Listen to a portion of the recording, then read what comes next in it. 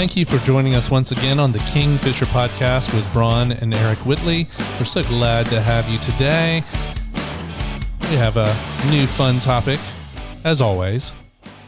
Yeah, I mean, this one's pretty relevant to you because you've worked in ministry a long time, and finding that work-life balance or ministry-life balance can be quite challenging. It can, and I've made a lot of mistakes with that. Yeah, definitely. As your wife, I can agree.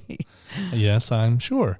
So the thing that we want to talk about, and it's something that we observe pretty frequently, is, pastors, there's so many pastors that are burning out. And some of that is the nature of the role because they're someone who gives out constantly. They're always in need. Someone's always got a problem or a concern that they have to address. At the same time, I think the modern role of a pastor is so multitasking, where you're balancing budgets, you're leading groups, you're doing evangelism, you're caring for people, and a lot of the things that you do are outside of business hours as well. Yeah. Yeah. And so, you're leading volunteers, which is one of the most challenging things, is to manage volunteers. Like if you're a manager in a business, you at least have the salary and the job as something to hold over their leverage. head. That's it. It's like, if you don't show up on time and do your job, I'm going to fire you. With a volunteer, they're just giving out of their good nature and their time. And it's like, if I don't show up, I have no leverage. You can't really say much. You can say I'm disappointed, but that's about as far as it goes. And so it's just really challenging if you are a leader in ministry, whether you're the senior pastor or the youth pastor, or you're just even a home group leader, whatever. If you're leading in ministry, finding balance. I think even for some Christians, because we see this at church as well, there's a saying, if you have a job that you need done, find a busy person. Yeah, exactly. If you want it done well and fast, find someone busy. Because they're the ones who are already serving. And the 80-20 principle, 80% of the work is done by 20% of the people. And that is so true. I don't know the exact numbers, but it very much is the majority of things happen by a minimum amount of people. Yeah, I think everything we're going to talk about today, we might say pastors or leading in ministry or whatever, but it refers to and relates to anyone who is involved in ministry. And a lot of people we know, they might not be pastors, they might not have any kind of formal role, but they volunteer a lot of their time in ministry. And sometimes I will actually say to them, are you taking on too much? Yeah, well, it can be, I love those people as a pastor. I love those people who have so much enthusiasm for God and for serving. I mean, you wouldn't survive without those folks. So I love them to death. But at times they do go, every shiny new opportunity, they are onto it. And it's like, well, aren't you already doing 3 other ministries? Yeah. You need to pick what's best. I get it. What's best. Yeah, those things are exciting and interesting. When someone gets on stage at church and says, we're building an orphanage and we're feeding 500 children and we're doing this and doing that, you want to be involved. You're like, what can I do? That sounds amazing. That sounds incredible. But you can't be involved in everything. And God has placed you in the place you are in your family and in your life to reach the people around you. And no one else can do that except you. And that is really actually important. Yeah. Well, I was challenged a few years back. I remember somebody preaching about being a pastor and about what God speaks into your life. And basically they were saying, first and foremost, you have to spend time with God. And he calls himself the bread of life. And so we're using that metaphor. And so God feeds us. And so God gives us that bread and it feeds us as a person, personally. Next, we're supposed to share that with our family. Like not, I need to go write a sermon so I can preach this on Sunday to the congregation. It's supposed to be to your family next. And then whatever crumbs or whatever's left, that's what you then bring to the people outside of that.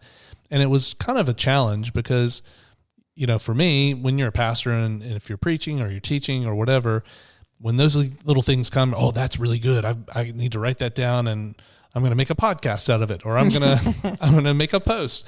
That's the kind of thing. But actually, we need to share it with our family first. Yeah. And feed them before we try to feed the multitude. Well, everyone's heard of PKs pastors' kids. Yeah. And they have a bit of a reputation. And one of the aspects of that reputation is often PKs turn away from God and are angry with God and walk away from the church. And one of the main reasons that they do that, one, is hypocrisy of their parents, but two is their parents giving so much of themselves to ministry and so little of themselves to their own family. Yeah. I mean, I've heard many, many stories of pastors' kids, saying dad was never, ever home because he was always on a hospital visit or serving somewhere, or they had a church meeting or whatever it may be. Ministry, if you let it, can completely consume you. Yeah, or when dad is home, he's grouchy and irritable because he's got compassion fatigue. And exhausted, yeah. Yeah. I have a story, and I'll try to share it as respectfully as possible because the person who told it to me may be listening. I was speaking to a man at church some years ago, and he told me about his wife's family. Her parents have passed on now, but when she was little, her parents felt called to be missionaries in, I think it was Borneo.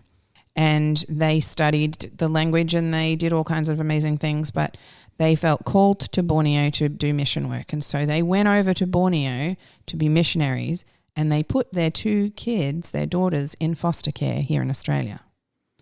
And he told me this story and my heart just broke because you're a pastor and we have our 3 children, and I could not imagine feeling like being called to ministry. I'm going to put my kids in foster care for other people to look after. How abandoned those children would feel, how rejected, how unloved. And the parents went over to Borneo and they had this amazing ministry. And I said to him, did they have fruit? And he said, yeah, thousands of people came to know Jesus. I think they maybe translated the Bible into the local language. All sorts of amazing stuff, miracles, signs and wonders. God really blessed their ministry. But when they came home, their children wanted nothing to do with them, and they had a broken relationship for really the rest of their life. I think they reconciled right before they died, but that heartbroken relationship was never really restored. And it just really struck me. That's the extreme version, but I think a lot of people in ministry do some version of that to their children, where they leave them with babysitters, or they leave them with the grandparents, or they're just gone all the time doing ministry, and they're giving all of their love and compassion and encouragement to strangers, and they come home and they don't have a lot left to give to their kids. Yeah, I mean, if nothing else, as you say, it's just coming home exhausted and empty. And when your kids need something, you just don't really have your best to give to them. Yeah. I know I've definitely been there. I've definitely experienced that and felt that way, where they almost become a nuisance to me as opposed, or you know what I mean? Just like another thing to check off my list. And it ends up being at the bottom of my list as opposed to the top. Yeah. Well, when we first had the kids, you would work, 5 days a week 4 days a week in the office, 1 day a week when you church. And then you would go out at night to meetings, and then often there would be weekend things that were on as well. And we were left to our own devices a lot. I mean, I had these little babies, and it was really hard at times, like especially the first one, she would not sleep at night. And it was a really challenging time for me trying to manage all of this myself. And I was working part-time for a lot of that as well. And you being gone so much, and then when you would come home, you didn't have a lot of compassion for us or patience with us. And I started to resent the church and God because of you. Yeah, well, and I can see why. It's just, as I was saying before, when you're managing volunteers, when can you meet with them? It's not like you can schedule a 9 a.m. meeting on Tuesday. It has to be 7 p.m. on Tuesday night when they're not working outside of business hours. That's when you can meet with people. That's when you can do rehearsals. That's when you can do setups. And so you've worked 9 to 5, come home, had a quick meal, gone back, and you're at the church till 10 p.m. And then when you get home at 10 p.m., you're exhausted and there isn't a lot left. And that's not making an excuse. That's just saying how it was. Yeah. And that situation didn't keep going. Like it was something that had a lifespan because it was not something that we could keep managing that way. And so it's trying to find those times and those places where you can say no. And some of that, like because I'm a musician, I was involved with the worship team, which was outside of my area of pastoring, but it was busy. And so when I didn't have my own events or my own meetings on, then I was going to the rehearsals, and then somebody else would say, "Oh, can you help a kids holiday club?" And so now I'm doing kids ministry, even though I'm not part of the kids ministry, and it was just learning. I think for me, it was learning to say no to different things and finding where are the places that I have to prioritize my time. Yeah. And our church had a policy of not giving time in lieu. And so that really did have a negative impact on our family. And I think this really relates to people who are involved in ministry at all. So maybe you have a full-time job and then you come home and you see your kids for a few minutes and then you back out to a church meeting or some sort of volunteer position, or you're gone for the whole weekend at a conference or a retreat. And, there's nothing wrong with any of those things. They're all good things. Like, the conferences and retreats are all great things. And, you might be involved in something where God is healing people, saving people, delivering people. And you think, I can't just walk away. These people need me. I remember one time I said something to you about your workload and you said, if I don't help them, who else will? And I had to kind of remind you, well, God loves them more than you do. Yeah, sure. Well, and it's easy to start feeling that way, that I'm that valuable that it won't happen if I'm not there. I've definitely learned that that's not true. And God will do what he wants to do, and he will find a way to bring healing to somebody if he wants to bring healing to them. Well, I think the thing that we want to emphasize in talking about this, so yeah, that's the problem. All right, we've talked about all the problems and those things exist. What do you do about it? Because I don't want to just talk about the problem. I want to talk about the solution. And I think one of the things that many people get caught up on is, like we were just saying, they see the opportunity to do good, and they want to do good, and they want to be involved in all those things. But God has only called and gifted us in certain ways, and we need to determine what is best. Okay, there's always going to be good, and sometimes we miss the best because we're so busy with the good. Like right now at our church, I'm not employed there any longer, and so I can choose which ministries I'm involved in and when I come and when I go. And so I've chosen 2 ministry areas. So I play on the worship team, and I help lead and be a part of the prophetic ministry. And so those are my 2 areas of service. And thankfully, both of them are fairly flexible with time. It's not something that I have to do every single week. Like leading a home group would be a bigger one because that would take time and preparation, and you're doing, so you have to look at those things. Now, look, if you're just volunteering on a Sunday as a greeter and that takes, half an hour before church and that's it, you could probably volunteer for something else if your heart's in it. But if you're leading a home group and you're also part of this and that and this and that, and it'll just all overwhelm you eventually, and actually you won't be any good to any of those places. You're thinking you're doing good and they need you, but it will wear you out and you will lose your effectiveness because you're too thinly drawn. We've spoken in the past about spiritual gifts, and when God gives us spiritual gifts or he has a call on our life, those are the things we should be focused on. I know I've heard this many times, when you're young, you should say yes to everything. And I think there's some element of truth in that when you are at church. Maybe not all at once. Not all at once, but you should try things out. You should give it a go. You should see if you like being a youth leader, or if you like being on worship team, or if you like, try things, say yes to things. Don't say no to everything. But as you get older, and I was involved in it just about everything when I was that age, but as I've gotten older, I've really drawn back away from a lot of things, and I don't feel bad about it. And I think COVID really helped with that for me, because we were forced to draw back from everything, and I was able to see I survived. I'm not part of any of the things that are going on, or they're not even going on. And actually it's pretty good. I get to spend more time with my family. I'm not feeling stressed and pressured and rushing here, there, and everywhere all the time. And it was really a moment to sort of, I think for a lot of us, to pull back and reevaluate where we were committing our time. Yeah, and I think that's one of the big things to have that balance is to find what am I most passionate about? Where can I actually give my best? Do what is God saying? and what is God saying? But I think those things all come together because God's created us in those ways. So he's given us the passion. He's given us the giftedness. And choose that place where we can best serve him and serve the church and invest there. Yeah. And be okay to say no when someone asks. I mean, there's always, look, at a church, there's always going to be people crying out for volunteers. Yeah. Always. And our kids are older now, but we still choose not to leave them at home by themselves a whole lot. We can, they're old enough to be able to do that. But when the people that we are involved in ministry with know that if both of us are invited to something, probably only one of us is going to come because the other one wants to stay at home with the kids. Even though we could leave them, we choose not to. And I'm involved in ministries. I just don't go to the meetings for those ministries. And the people in leadership know that I'm not going. They're used to me not going.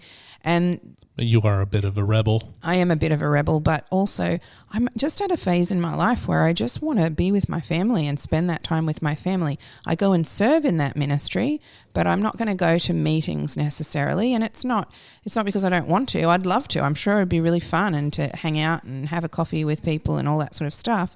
But I am not going because I want to be with my family. I want to spend that time with my kids. I mean, I even had our youngest today say to me, please don't go out at night because she doesn't want me to. Well, that's fair enough, and I'm not going to. And I could have gone out tonight, and I'm not going to do that because she wants me to be at home and I want to be with my kids. I think that one of the things that's really important when you want to have a ministry life balance is to set boundaries, to think intentionally about what those boundaries are going to be. Like, I'm going to be involved in this many ministries. I'm not going to go to the night meetings, or I'm not going to spend weekends away, or whatever it might be. Make up your own boundaries depending on the life stage that you are in. And I think it's really, really important to focus in different phases of life on what matters most, which in our phase of raising children, our kids, our family is the most important thing. I'm glad that you brought up the issue of boundaries because that is one of the things that we're talking about is boundaries. And I love the word boundaries, and I think it's a really important thing to do. I do want to clarify, we're not saying just make your family the priority and ministry doesn't happen and all that, because that's not what we're saying at all. What we are saying is find those ministries, find those places to plug in where you're most passionate, where you can do your best, where God's called you to, where you're making an impact. And be okay with saying no to other things that are good. And you also brought up, yes, there are seasons. There's a season in our life right now, and it's been going for the last couple of years, where we are very family focused. That's not always going to be the case because, as you say, our children are getting older. They're going to need us less and less. And at that point, we can probably volunteer to do other things. We probably will want to because we'll be bored because we're not running kids to ballet and baseball and school and all these other things. We'll be looking for places to spend our time and ways to invest into people. It's just right now, our family's kind of the focus. And I think people need to examine their life and examine the season that they're in. If you're 60 years old and your kids are all grown and that sort of thing, you might be interested in your grandchildren and wanting to spend time with them, but that's not quite as intense as having your own kids. You have an opportunity to really invest while you're still healthy and vibrant, to invest into people and to serve in the church, and you have such wisdom and such experience to share. It's very different to the 25-year-olds who are just married and they're struggling to do work, and they need to work 60 hours a week to pay the bills, and maybe they have a baby. Your time is going to be very limited. If you sit down, and I've gotten people to do this before, if you sit down and clock out your week, like a whole 7 days, 24 hours, okay, and you go, okay, well, I'm going to sleep 8 hours a night. Okay, that's gone. All right, now I have to be at work for 40 hours in the week. Okay, that's gone. I know I've got to cut my grass on Saturday. Well, there's an hour gone. And you start actually doing a time budget, we're pretty time poor. Like most people are fairly time poor. And so you have to look at that and go, where can I invest? It's just like investing money. we all have a limited amount of money. And so what am I going to spend my time doing? And I think it's really important that we do serve and we do find a place to do ministry and be a part of the church. But if that comes at a cost, it's just like if you go and buy a pair of shoes you can't afford, it's going to cost you actually more than the cost of the shoes. It brings consequences. And it's the same thing with ministry. If we overinvest, there's not anything left. And in fact, we start running on empty. And so the things that we give and the things that we do are not going to be as effective. It's not going to be our best because we're overdrawn. Yeah, I think it's important to rely on God for what we need.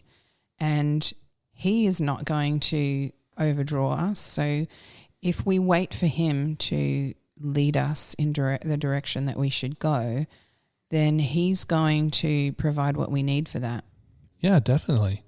And so to find that balance, I think, what does the balance mean? It means finding ways to be present and to be your best, whether you're doing ministry or whether you're being a father or a husband or wife, mother, daughter, whatever your position and role is, finding that balance of I can be present, I can give you my best in these moments when I'm here. And as I say, we all have a limitation for that. There's a limit to it. We can't do that 24/7. And so the times that we do have, it was like when I was doing a lot of prayer ministry with people. I would give them 2 hours of my time. I would always let them know, I'm here, I'm present, I'm listening, I'll give you everything I have for these 2 hours. But when that 2 hours is done, I'm off. I've got something else to do. It might be somebody else I have to give my time to, or I have another job I have to do, or I might have to go home and cook dinner for my family, whatever it may be. I can't just give all myself to you all the time. And I know when we talk about ministry, people think, but I'm doing a good thing. Yeah. But it can become a not good thing if there are areas of your life, like your family, that get neglected, as you shared. Because I overemphasized the ministry side, it actually had an impact on you in a negative way. Not just you're grumpy with me, but you were grumpy with God. You were grumpy with the church.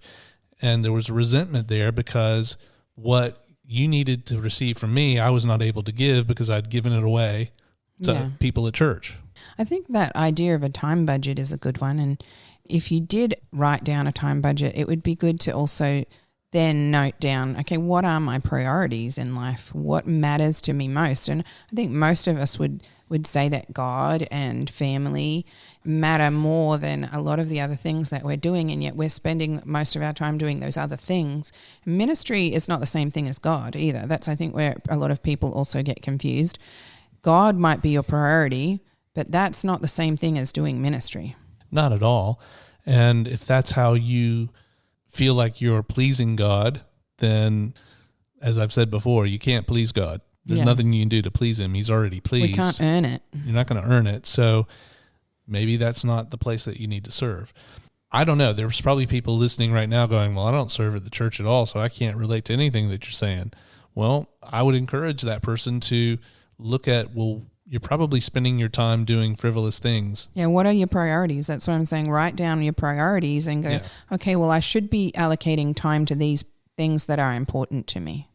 And to do a time budget, I'll tell you what, it'll shock you. Like there's not a lot of time left in the day. It'll shock you if you do it honestly and you go, I'm watching 6 hours of television a day. Yeah, something like that. Yeah, it'll shock you if you're honest and do it. Oh, that's true, yeah. You think that you have no time, but you might be squandering what you have on things that aren't important to you. So making note of what your priorities are and then allocating time based on those priorities will really probably change things. Yeah. And if you're the person who's listening and you are struggling and you're going, I'm exhausted and I am out 5 nights a week doing ministry on top of my full-time job and I have a family and all this, I just really encourage you to take a step back, to not be afraid to pull out of something. Look, it's never easy to say, I can't do this anymore. And it's never fun to tell someone no, but boundaries are really important. It's really, really important to be able to know what you are capable of and to not go past that boundary. Because as we say, when you start doing that, you're not going to bring your best, and it's going to have a consequence. It's going to drain you. And that's not what anybody wants. And it will impact the people in your life that matter to you. Yeah. So if you do have kids at home, or maybe you're in a different stage of life, or you don't have kids, but it will impact the people around you, whether you are able to bring your best self for them and love them the way that you should be, treat them the way that you should, and all those sorts of things, and give of them the time and energy that they really deserve as someone that you love. And look, as a former pastor, I would rather someone up front just say, I can't commit to this, than to commit to it and then get there and go, I just can't do it. Yeah. It puts or come really late, or it puts so much pressure on the person leading and doing it when you do that. I'm just saying, like, they probably aren't going to lecture you and they probably aren't going to yell at you, but just know if you commit and then back out because you're overcommitted, it really hurts the person who's leading. Yeah. And puts a lot more pressure on them. So in the end, I think life and ministry balance are really important to get sorted. It takes intentionality. And I think if you misbalance those things or unbalance them, whatever the word is, you're not going to do what God has called you to do. So that couple that I was sharing about that were missionaries and their kids were raised by foster parents, they were called to be the parents of those children. They were called to raise those children with love in the ways of the Lord. And they did not fulfill that call. Now, God blessed the ministry that they were doing because he does that. He works through broken people all the time to do amazing things. And what you can do is you can wrongly see that as he's blessing that because it's the right thing and this is what I'm supposed to be doing. That's not necessarily true. He blesses the work that we do when we do things for him and when we love on people and when we do ministry and all that sort of stuff. He can bless that, even if that's not really where we're supposed to be or what we're supposed to be doing. I mean, I would argue if they had waited until the kids were big enough to take care of themselves and then gone, I think God would have blessed it just the same. Or if they brought the kids with them, God would have blessed it just the same. Yeah. It was just making a decision. I think sometimes we over-spiritualize things, or we use that we're doing good things for God as an excuse to do maybe the wrong thing. Yeah. I think a lot of times people over-spiritualize stuff and they justify their actions by going, the outcome justifies the means. Well, sometimes that's true, but sometimes it's not. Yeah, and the best ministry you can do is to the people that you love in your life. Well, I would be heartbroken if I had a worldwide ministry and saw 1 million people get saved, but I don't have a relationship with my kids. I think I would feel a failure. Exactly. I would feel a failure. Now, from the outside, you'd probably go, what an amazing career you had as a pastor, speaker, whatever. But in reality, I think I would be a failure. Yeah.